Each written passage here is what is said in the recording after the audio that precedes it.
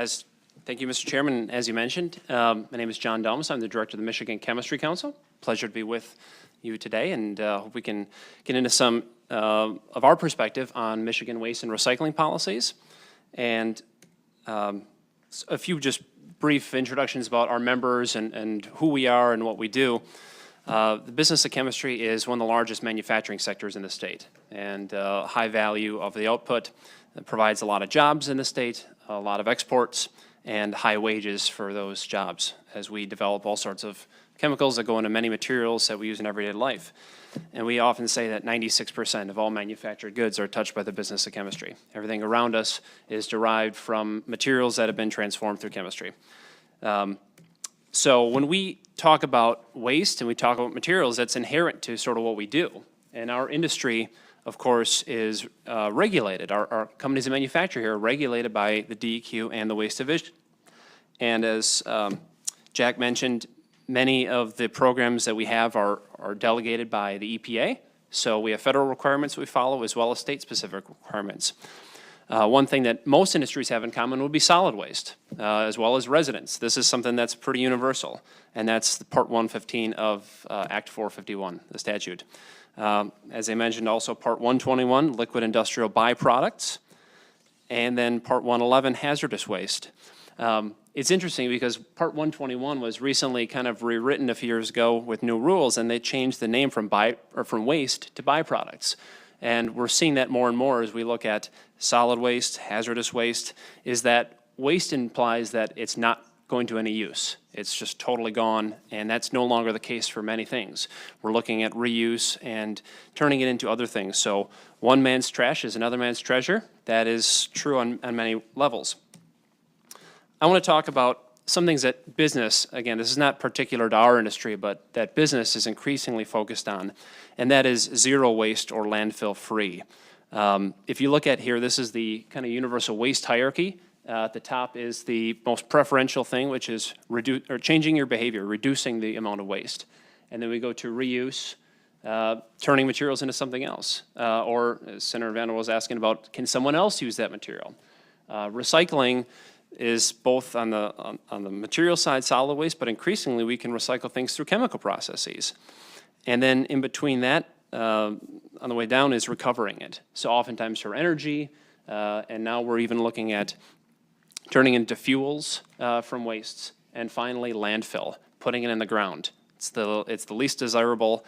I would add though, landfill is better than pollution. It's better than litter, or we can look at globally, landfill is managed at least in some way, shape, and form.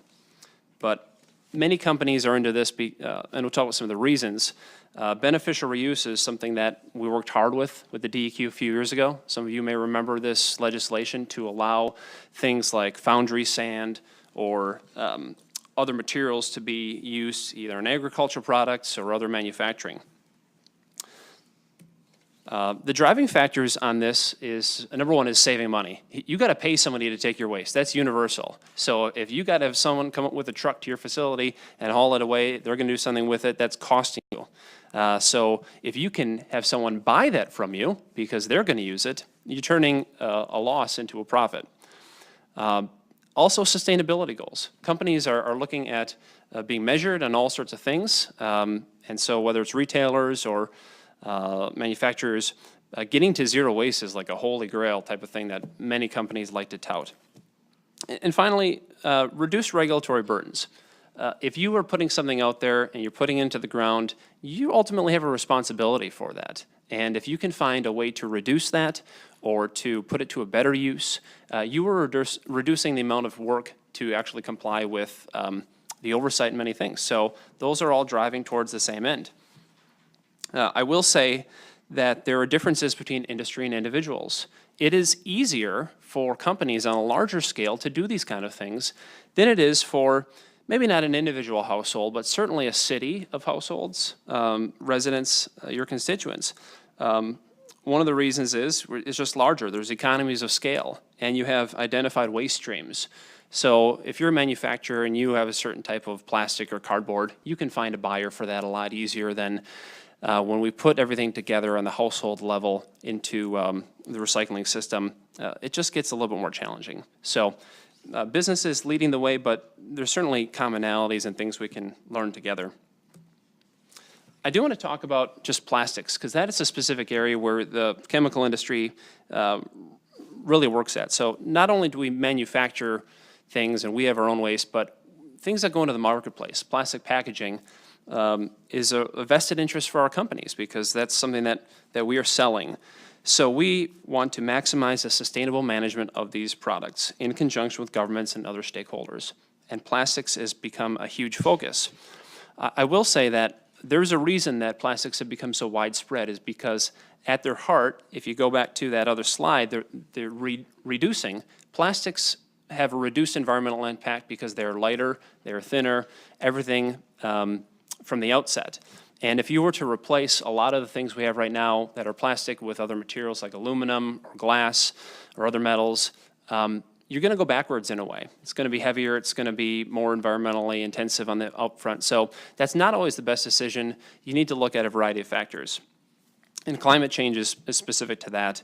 If you were to replace every soft drink bottle out there or water bottle with glass, the weight on the roads and the fuel to transport all those things from place to place is going to send a lot more emissions into the environment as a result.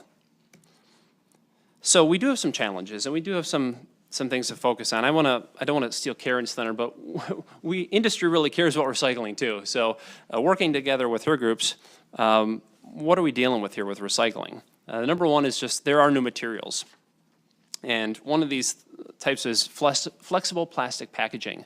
And baby food pouches that you see here, I have 2 little kids, and the change from when I was that age and eating out of a little glass Gerber jar versus now what this is tremendous. But these are not easily recycled. So what do we do with it?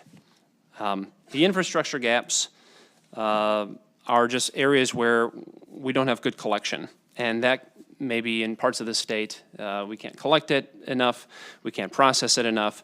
But this problem is especially acute in the developing world, where they don't even have proper landfills, they don't have waste hauling, it just goes into the environment. Individual behavior is extremely hard to change, and this can actually go on 2 different ends. You know, if you're going to the beach and you litter, you're using it the wrong way in the environment. That's obviously a bad behavior, but just as bad in some ways is people who they're called wish cyclers. They try to recycle products in their cart that shouldn't go in there.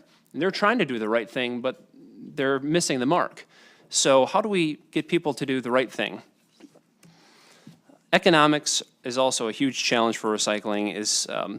We all want to be sustainable, but how much are we willing to pay for it? As individuals, as businesses, as communities, I think that's an overriding question. And right now the economics are challenging, partly because of this market demand factor. China used to accept a lot of our waste materials or recyclable materials, and they are no longer doing that for some very good reasons. But that means we need to find demand for it in the U.S. We need to find companies to turn it into new products. Many people, the DEQ and others, say that a product isn't actually recycled when you put it in the bin. It's recycled when it becomes a new product. And if you put it in the bin, but it doesn't get made into a new product, that's not recycling.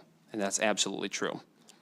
Glass is one, as the senator mentioned. Glass is easily recyclable, infinitely. It's definitely doable. But can we do it and make money on it and have a place to send it? That's a different question.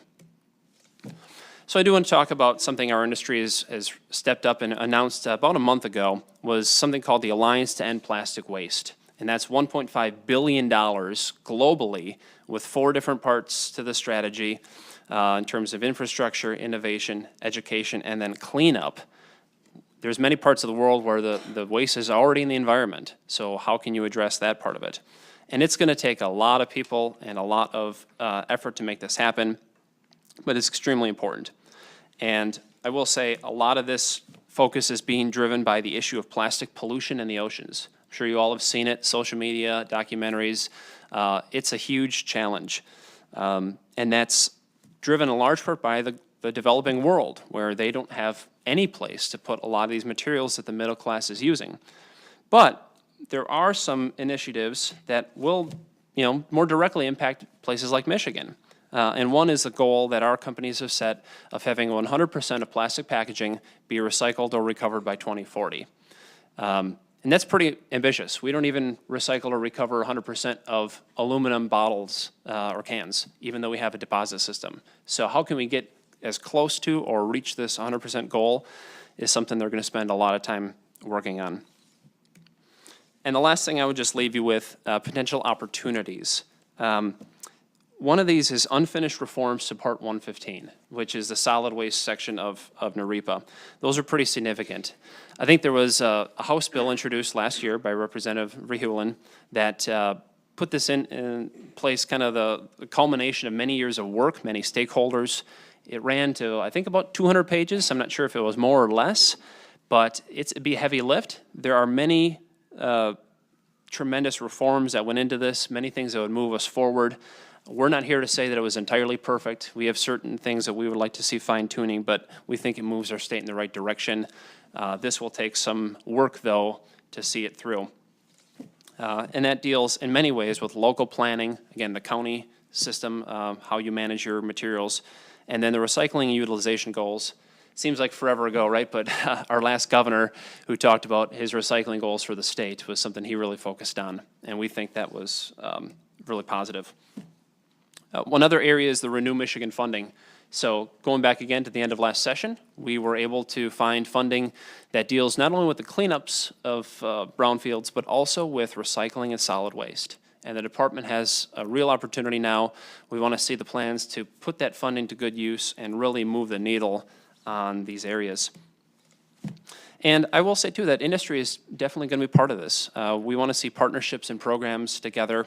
And I'll give you just one example here. The pictures depict. It's called the WRAP program. And you may be familiar with plastic bags. You know, if you're like me, you might use a reusable bag. But you may not know that the bags your apples come in around your bread, Ziplocs, your dry cleaning bags, the overwrap on toilet paper, that is all the same type of plastic film. And that can be recycled. But it's very, very important to be recycled not in the bin, not at your curbside. That's what the recycling groups and the local operators do not want to see. You put it there. They want to see you bring it back to the store.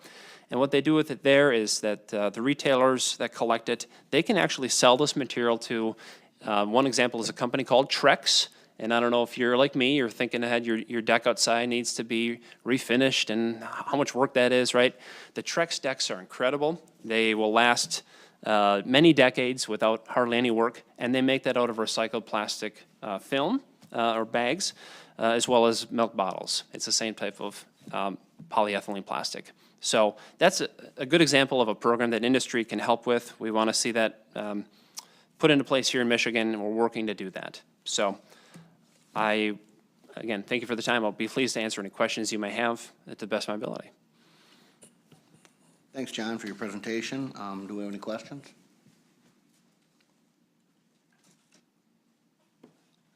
Senator McBroom.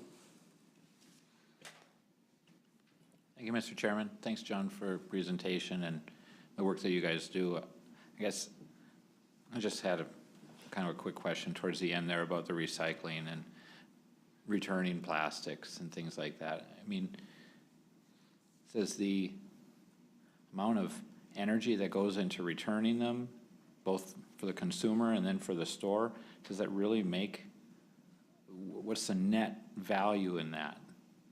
I mean, there's energy costs to having to transport the material, do all of those things. I mean, does anybody calculate out whether that's actually a net positive or not?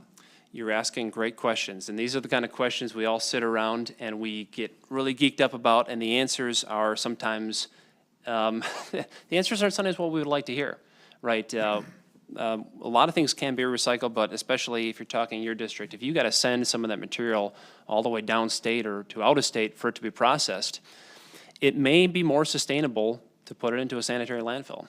Now, that's a trade-off. The product's not being recycled, but you're saving the fuel and those costs. So I think it is very particular to each type of material.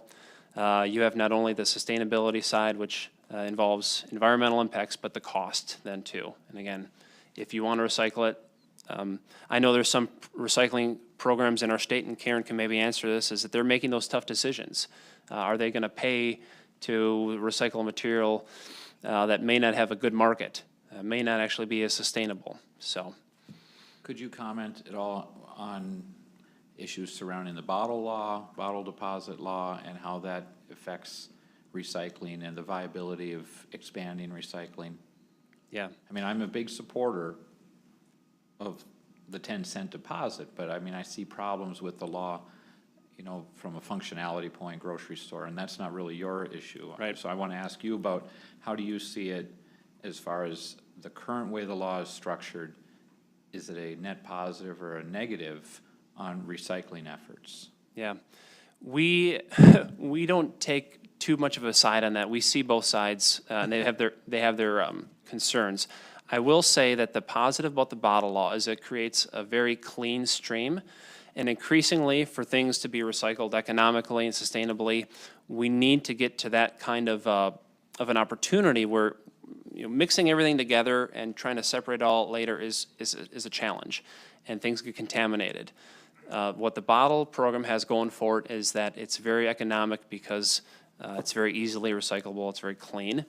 But I do see the retailer's side of it, and again, whether it'd be more economical to recycle those things through the curbside programs, I've also heard that argument made, that we could actually subsidize the rest of recycling if we did not have a bottle bill, so. Okay, thank you. Thanks, Mr. Chairman. Thank you.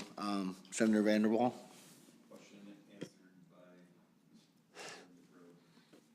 All right, are there any other questions? All right, well, thanks, John. Appreciate your time.